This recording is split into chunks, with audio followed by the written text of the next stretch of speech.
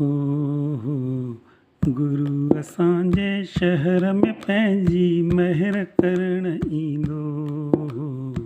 गुरु असांजे शहर में पंहिंजी महर करण ईंदो, महर करण ईंदो, पंहिंजा पेर घुमाइण ईंदो, पंहिंजा पेर घुमाइण ईंदो हो।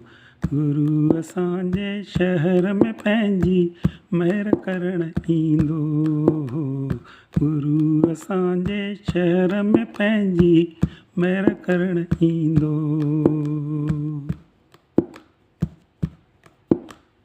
असांखे शहर खे साफ़ करे उन लाइक़ु रखिणो पवंदो। असांखे शहर खे साफ़ करे उन लाइक़ु रखिणो पवंदो। लाइक़ु रखिणो पवंदो जंहिंमें गुरु अची करे रहंदो, पंहिंजी चमक विझण ईंदो। गुरु असांजे शहर में पंहिंजी महर करण ईंदो। गुरु असांजे शहर में पंहिंजी महर करण ईंदो।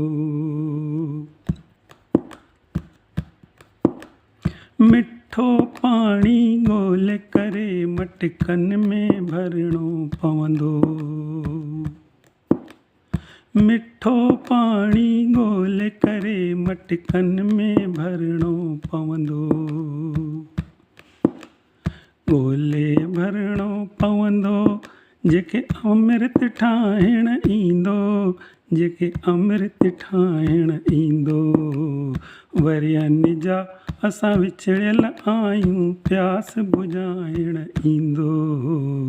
गुरु असांजे शहर में पंहिंजी महर करण ईंदो। गुरु असांजे शहर में पंहिंजी महर करण ईंदो। महकण लॻंदा बाग़ जॾहिं हो पेर घुमाइण ईंदो। महकण लॻंदा बाग़ जॾहिं हो पेर घुमाइण ईंदो। भरिजी वेंदी रस फलनि में मिठा करे अचु ॾींदो। बगीचनि में हरियाली ईंदी महर करण हो ईंदो। गुरु असांजे शहर में पंहिंजी महर करण ईंदो। गुरु असांजे शहर में पंहिंजी महर करण ईंदो। असां में अवगुण भरिजी विया आहिनि, ॿाहिरि कढण हो ईंदो। असां में अवगुण भरिजी विया आहिनि, ॿाहिरि कढण हो ईंदो। बदिले जी भावना कढंदो अंदर मां, पंहिंजा गुण हो भरींदो। मुख सां चवाईंदो राम जो नालो, मन खे डुबाए छॾींदो। गुरु असांजे शहर में पंहिंजी महर करण ईंदो। गुरु असांजे शहर में पंहिंजी महर करण ईंदो।